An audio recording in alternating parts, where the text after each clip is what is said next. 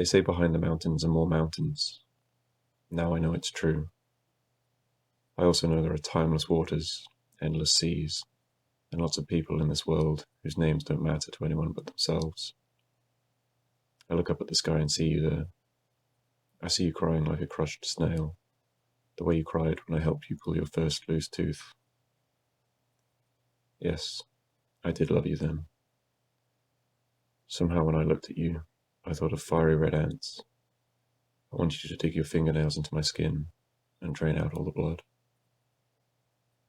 When I got on board, I thought I could still smell the semen and innocence lost to those sheets. I look up there and think of you and all the times you resisted.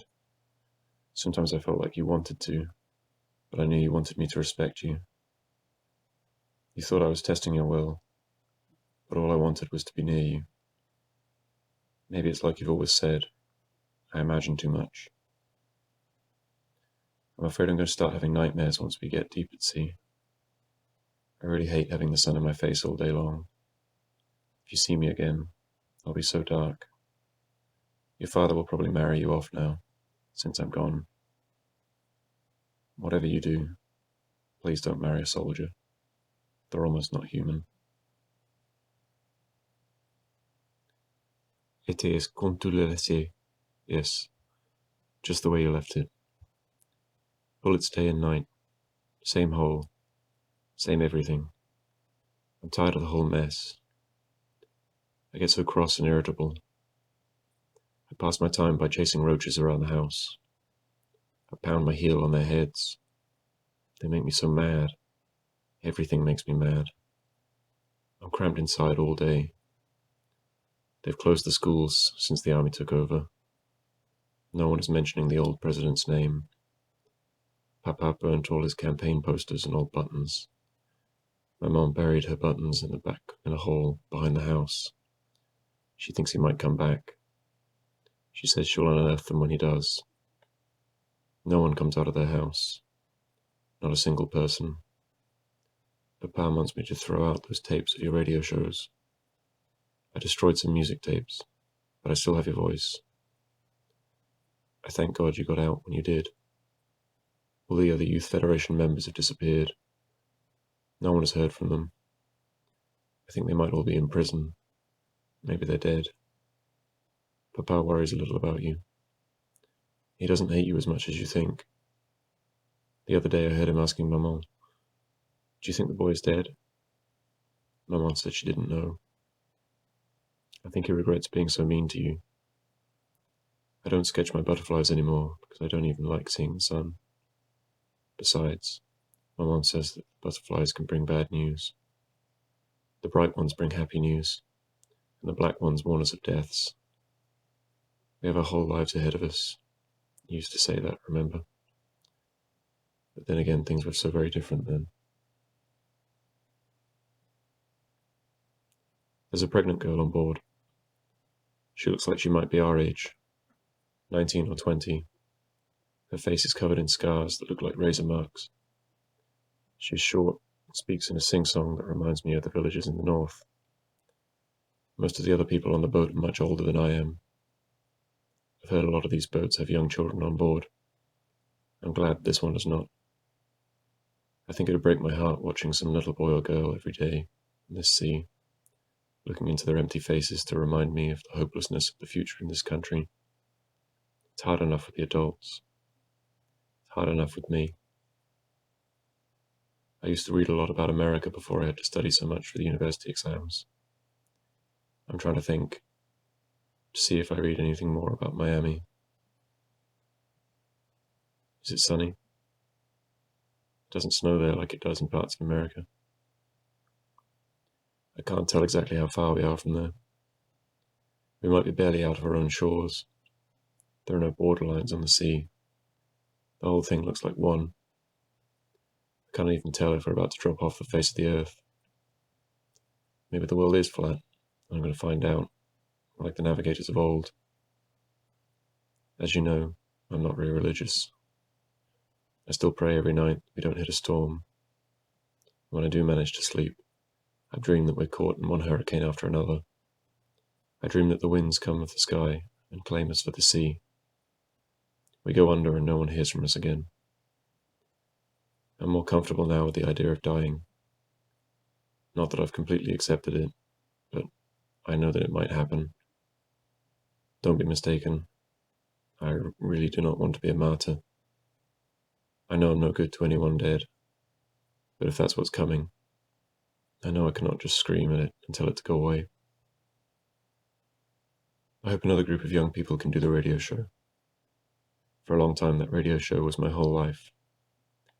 It was nice to have a radio like that for a while, where we could talk about what we wanted from government, what we wanted from the future of our country.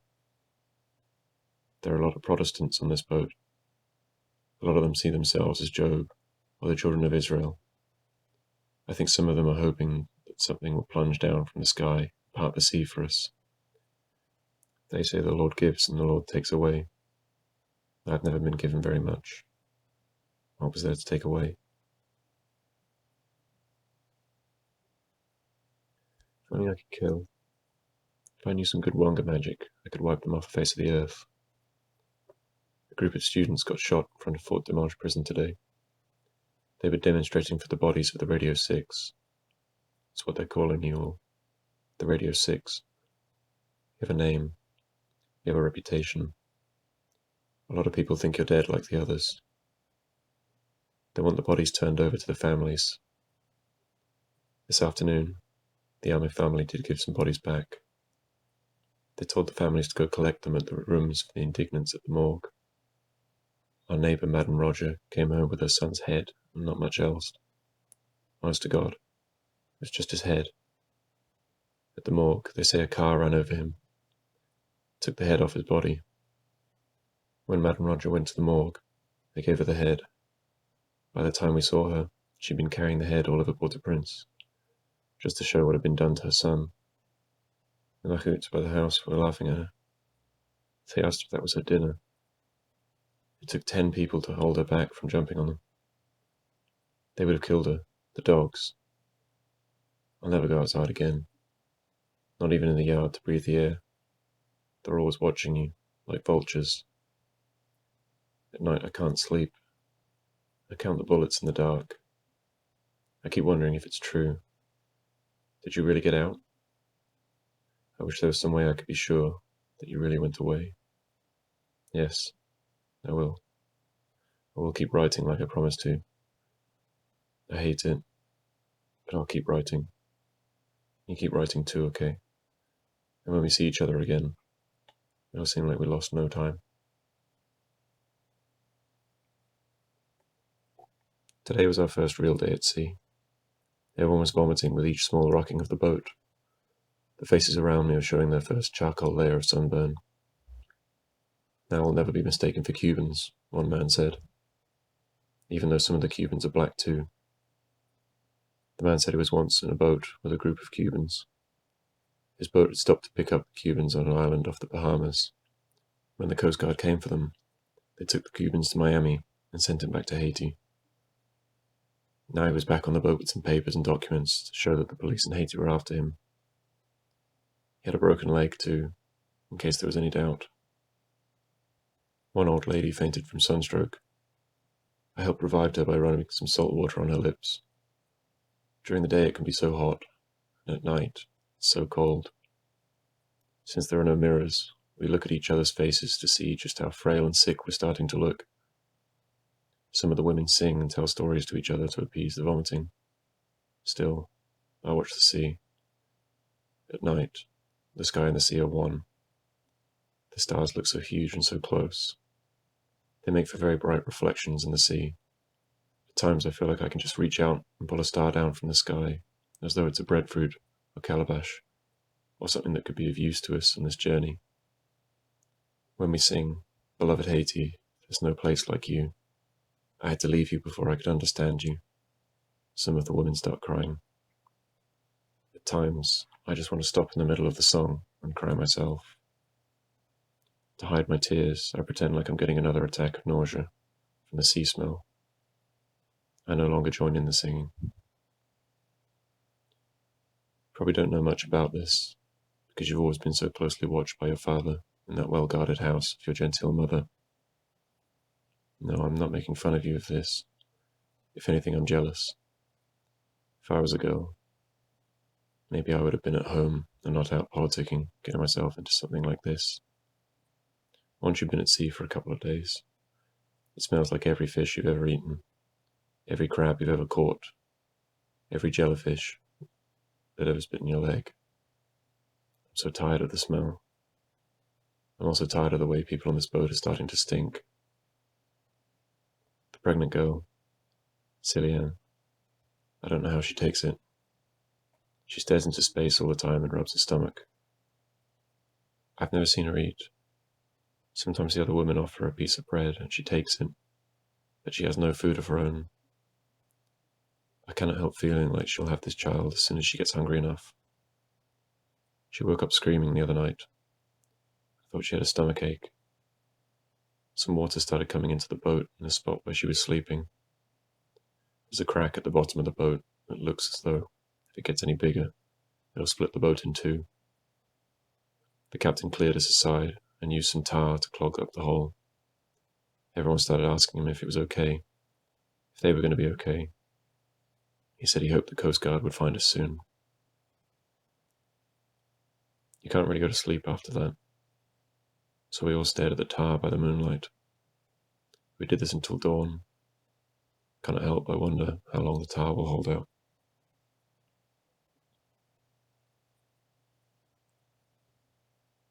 Papa found your tapes. He started yelling at me, asking if I was crazy keeping them.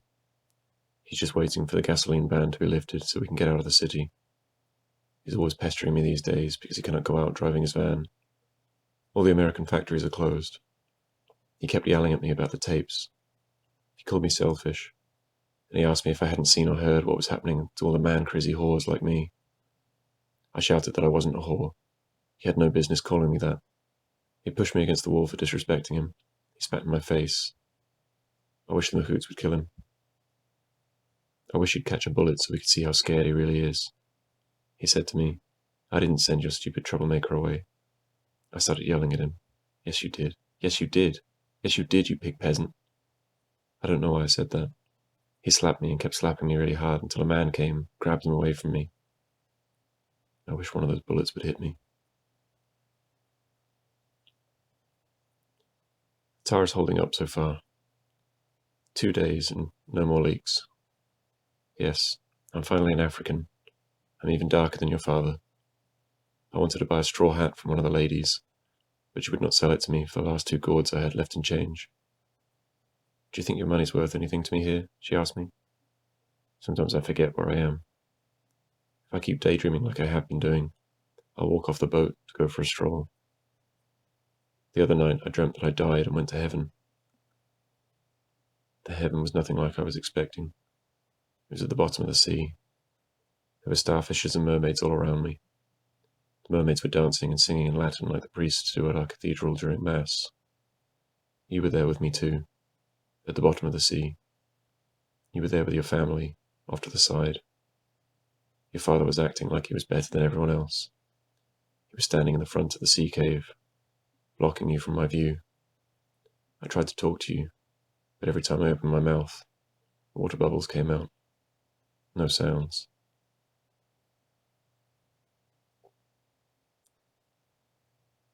They have this thing now that they do. If they come into a house and there's a son and a mother there, they hold a gun to their heads. They make the son sleep with her mother. If it's a daughter and a father, they do the same thing. Some nights, Papa sleeps at his brother's, Uncle Pressure's house. Uncle Pressure sleeps at our house, just in case they come. That way Papa will never be forced to lie down in bed with me. Instead, Uncle Pressure would be forced to. But that would not be so bad. We know a girl who had a child by her father that way. That's what Papa does not want to happen, even if he's killed. There's still no gasoline to buy. Otherwise we'd be in Vilrose already. Papa has a friend who's going to get him some gasoline from a soldier. As soon as we get the gasoline, we're going to drive quick and fast until we find civilization. That's how Papa puts it. Civilization. He says things are not as bad in the provinces. I'm still not talking to him. I don't think I ever will. My mom says it's not his fault. He's trying to protect us. He cannot protect us. Only God can protect us. The soldiers can come and do with us what they want. It makes Papa feel weak, she says. He gets angry when he feels weak. Why should he be angry with me? I'm not one of the pigs with the machine guns. She asked me what really happened to you. She said she saw your parents before they left for the provinces. They did not want to tell her anything. I told her you took a boat after they raided the radio station. You escaped and took a boat to heaven knows where. She said he was going to make a good man. That boy. Sharp, like a needlepoint. That boy. He took the university exams the year before everyone else in this area. Maman has respect for people with ambitions.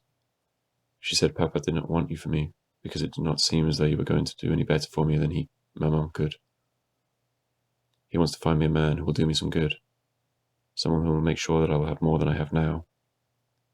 It's not enough for a girl to be just pretty anymore. We're not that well connected in society. The kind of man that Papa wants for me would never have anything to do with me. All I can hope is for just a tiny bit of love, Maman says. Like a drop in a cup, if you can get it. Or a waterfall.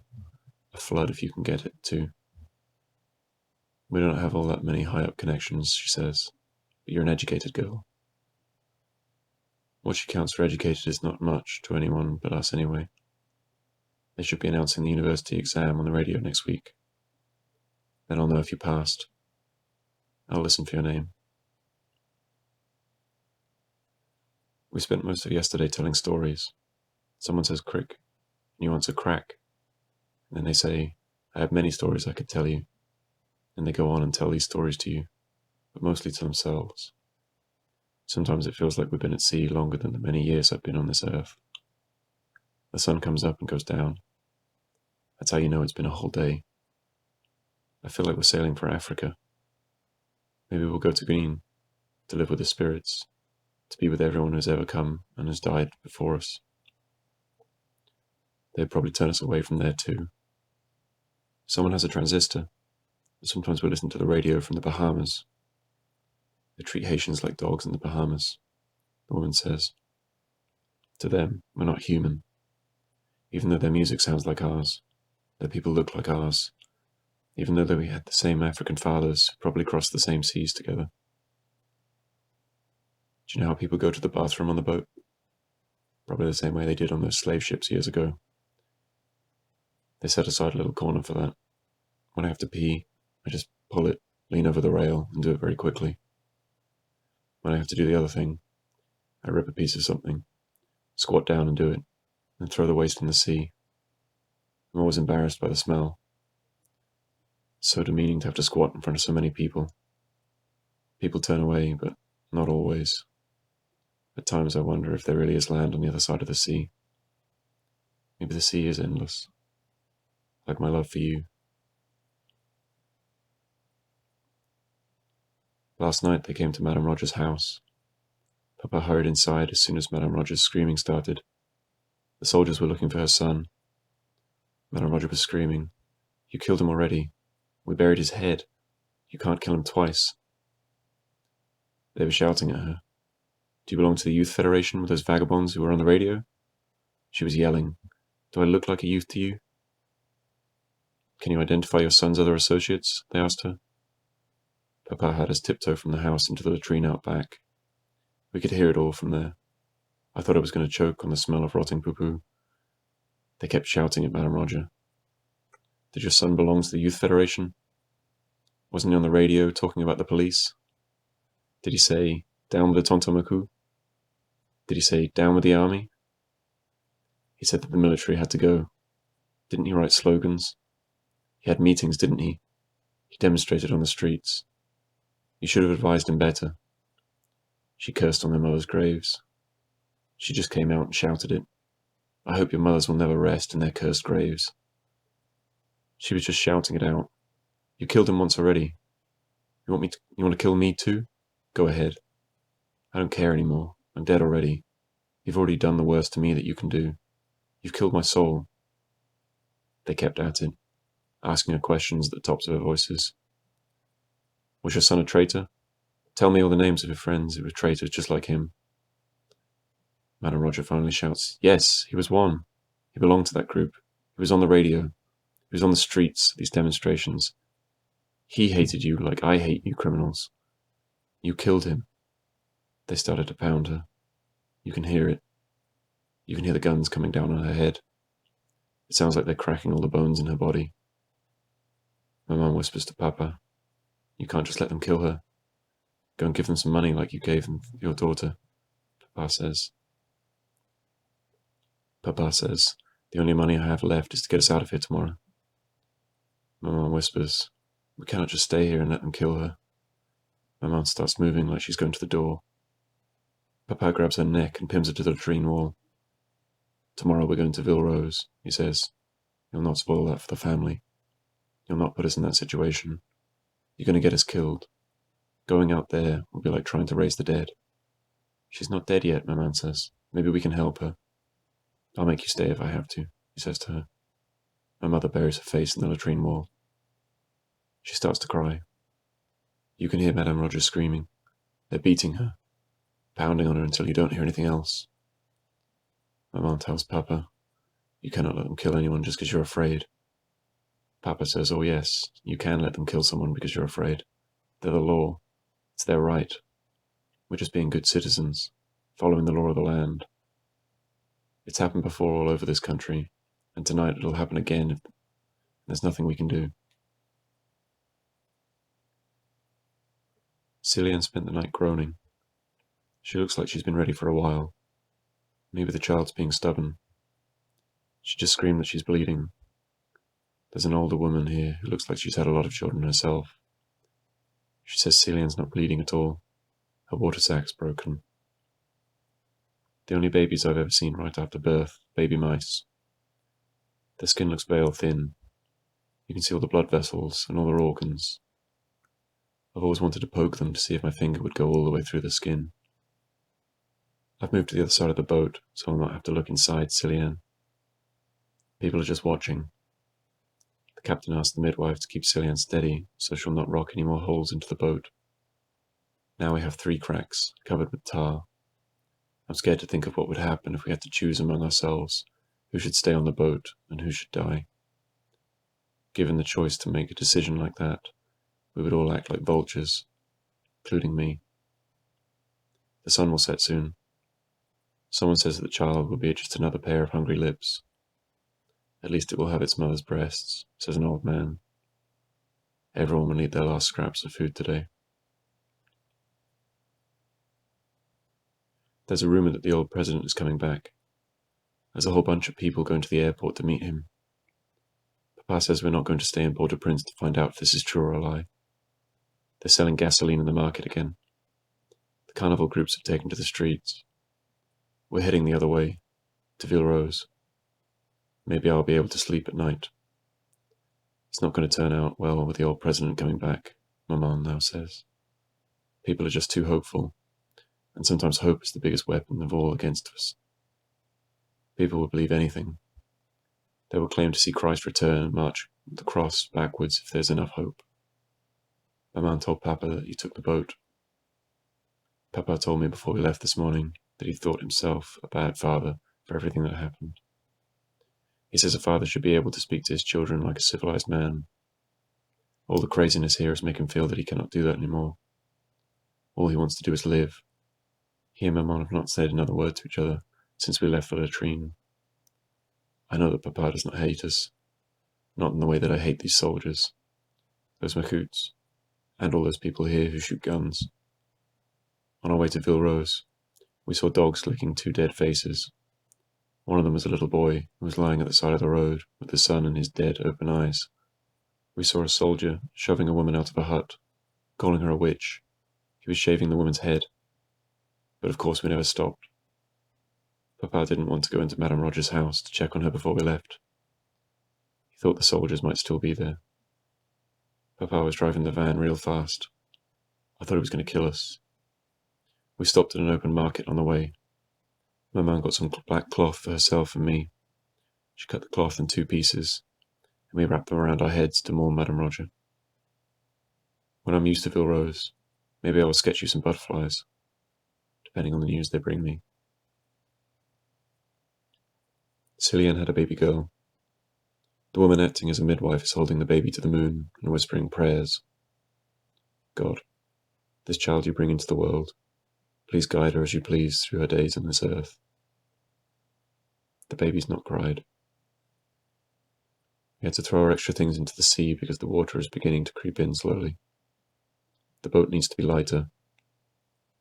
My 2 gourds in change had to be thrown overboard as an offering to Agwe, the spirit of the water. I heard the captain whisper to someone yesterday that they might have to do something with the people who never recovered from seasickness. I'm afraid that soon they may ask me to throw out this notebook. We might all have to strip down to the way we were born, to keep ourselves from drowning. Cillian's child is a beautiful child. They're calling her Swiss, because the word Swiss was written on the small knife that they used to cut her umbilical cord. If she was my daughter, I'd name her Salil, sun, moon, or star, after the elements. She still hasn't cried. There's gossip circulating about how Cillian became pregnant. Some people are saying that she had an affair with a married man, and her parents threw her out. Gossip spreads here like everywhere else. Do you remember our silly dreams? Passing the university exams and then studying hard to go until the end, the farthest of all we can go in school. I know your father might never approve of me. I was going to try to win him over. He would have to have cut out my heart to keep me from loving you. I hope you're writing like you promised. Jesus, Mary, Joseph, everyone smells so bad. They get into arguments. They say to one another, it's only my misfortune that would lump me together with an indignant like you. Think of it. They're fighting about being superior when we might all drown like straw. There's an old toothless man leaning over to see what I'm writing. He's sucking on the end of an old wooden pipe that's not seen any fire for a very long time now. It looks like a painting.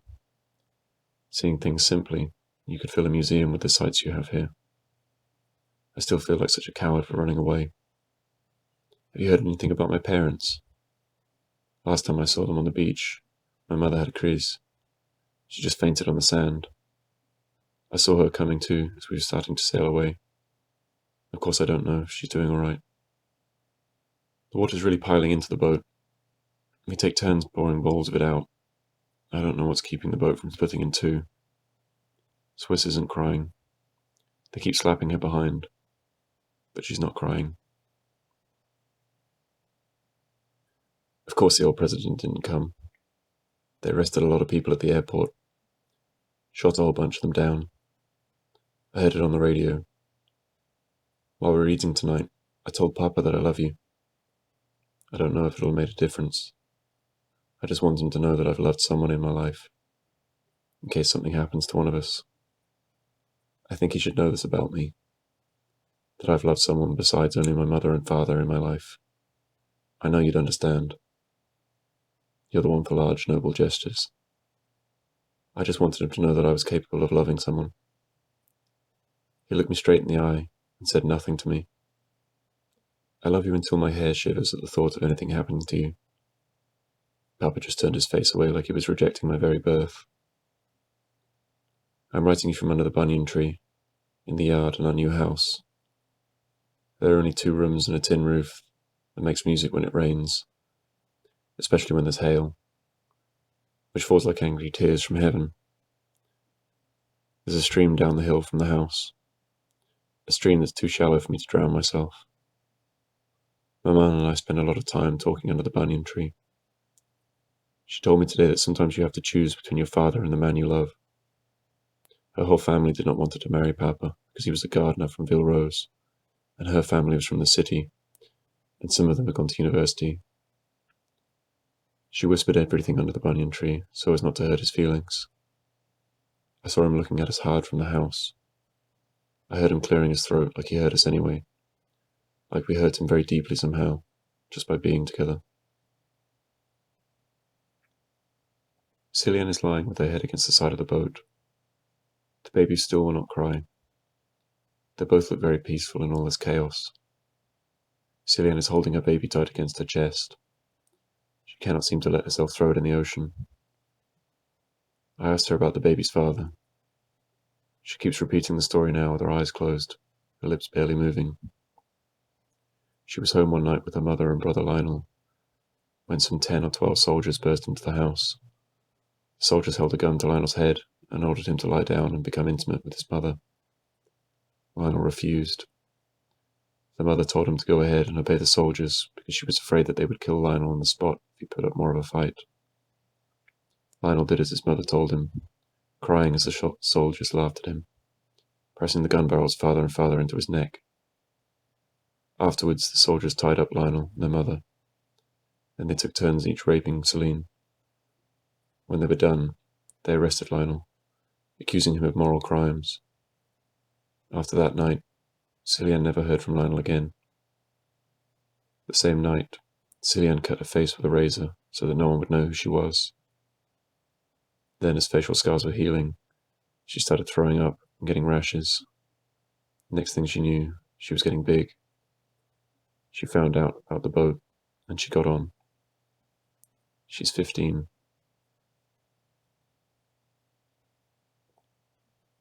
My man told me the whole story today under the banyan tree.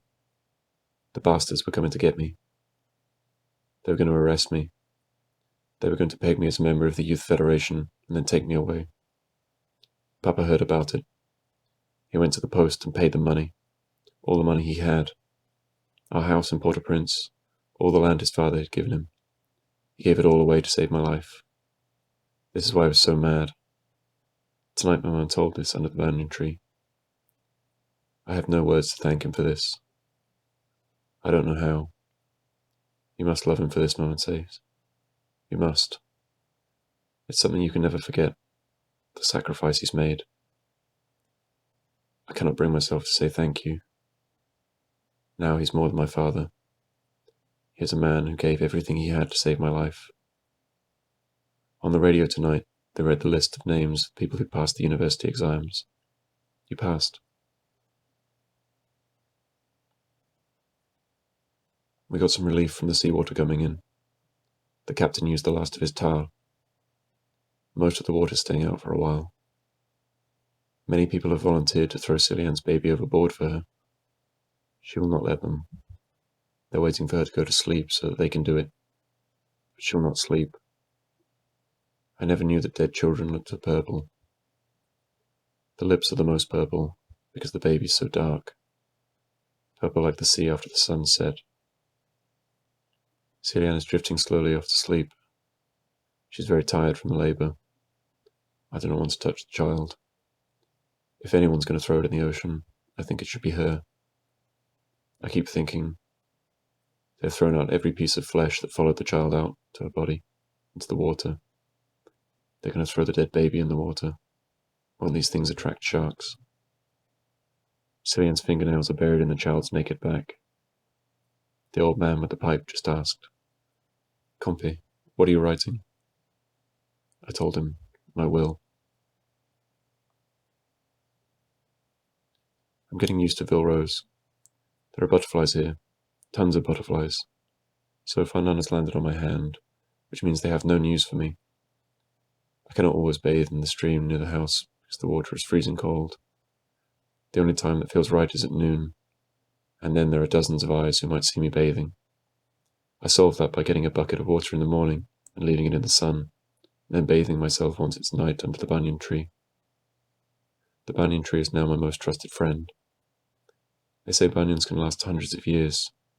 Even the branches that lean down from them become like trees themselves.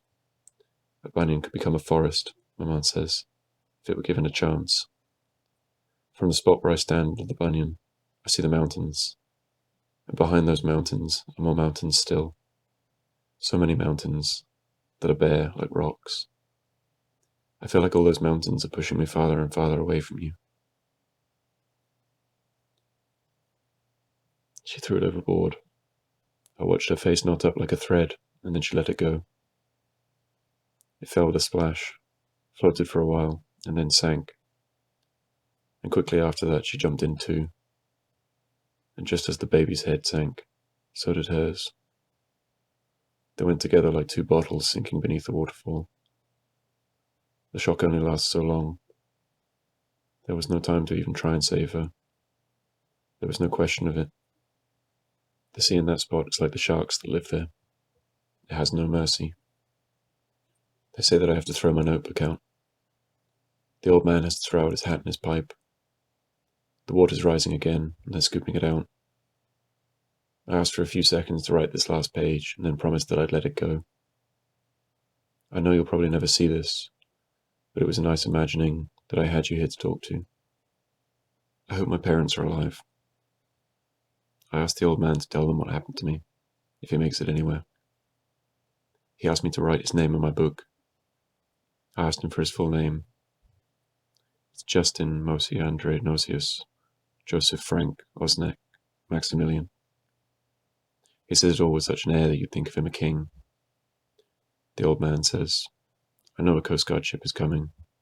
Came to me in my dream. He points to a spot far into the distance. I look where he's pointing. I see nothing. From here, ships must be like a mirage in the desert. I must throw my book out now. It goes down to them. Celianne and her daughter, and all those children of the sea who might soon be claiming me. I go to them now as though it was always meant to be, as though the very day my mother birthed me, she had chosen me to live, eternal, among the children in the deep blue sea. Those who have escaped the chains of slavery, to form a world beneath the heavens, and the blood-drenched earth where you live. Perhaps I was chosen from the beginning of time to live there with Agwe at the bottom of the sea. Maybe this is why I dreamed of the starfish and the mermaids having a Catholic mass under the sea. Maybe this was my invitation to go. In any case, I know that my memory of you will live there as I too become a child of the sea.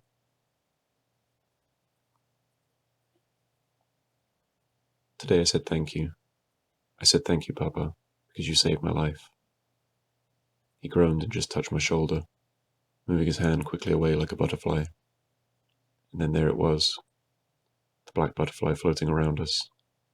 I began to run and run so it wouldn't land on me, but it had already carried its news. I knew what must have happened. Tonight I listened to my mum's transistor under the banyan tree. All I hear from the radio is more killing in Port-au-Prince. The pigs are refusing to let up. I don't know what's going to happen, but I cannot see staying here forever. I'm writing to you from the bottom of the banyan tree. My man says banyan trees are holy. Sometimes if we call the gods from beneath them, they'll hear our voices clearer.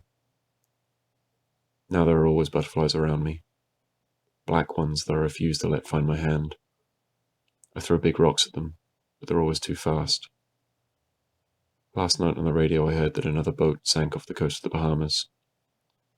I can't think about you being there in the waves. My hair shivers. From here, I cannot even see the sea. Behind these mountains are more mountains, and more black butterflies still, and a sea that's endless, like my love for you.